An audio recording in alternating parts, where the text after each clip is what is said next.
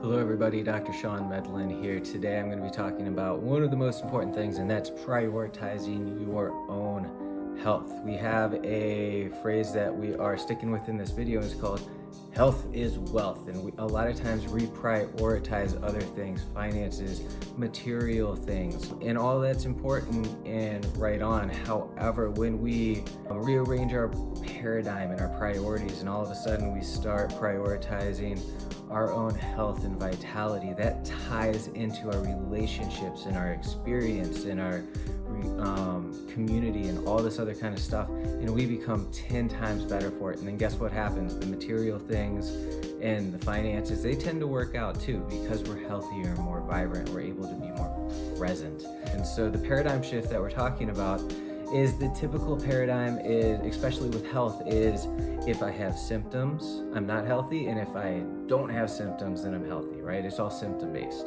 But the actual definition for health is mental, physical, and social well-being, right? Not merely the absence of disease, not merely the absence of symptoms.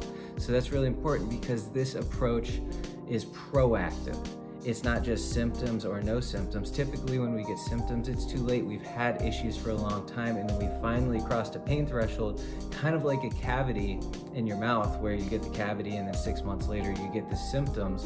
You've crossed that pain threshold, and now you have to go back and fix a problem that's been there for a long time. Just like symptoms that are manifesting in our body, where sometimes they've been there for a long time, and now they're just creating that, crossing that pain threshold. And so when we focus on being proactive and actually focusing on mental, physical, and social well-being, oh my gosh, guys, it's a whole new world. It's a whole new, not just a mental and paradigm upgrade, literally allowing yourself to live into a more evolved, right, self, where you're prioritizing your well-being, your family's well-being. That ties into everything, but it allows you to not just live what we call under the horizon, where you're just waiting for the next shoe to drop. I hope that makes sense, because we see a lot of people go from living below the horizon to above the horizon, where you're able to live up to your full potential. And that's a beautiful thing to see. And that's why me and my wife, Dr. Crystal, love what we do, is because we get to see people's entire lives transform in their relationships and their just everything. And it's really, really fun to see. And part of it is not just getting adjusted, getting away from symptoms, but changing again that thought process of, I need to create routines in my life in order to be healthier. And so we call them stacking, where you already have a routine, right? You have a morning routine where you get up, you have some coffee, you eat, and all of a sudden you add in a small habit in order to increase your vitality and living into physical, mental, emotional well-being. So you might journal or read or do affirmations or something where it's just 5 or 10 minutes, right? But it makes a world of difference. And then maybe an afternoon routine or an evening routine where you slip in some kind of health and wellness routine within the routine in order to 10x your life. So it may be exercise, and if you don't have time, maybe 5 or 10 minutes of movement. And in the evening, maybe reflecting on your wins. One of the coolest things that me and my wife started doing with our son, who's 5 years old, is doing a win for the day. So we're going to bed and we say, what was your favorite part of the day? And he usually tells us he's going to school right now. One of his favorite things on the days he goes to school is that he went to school, and that's cool.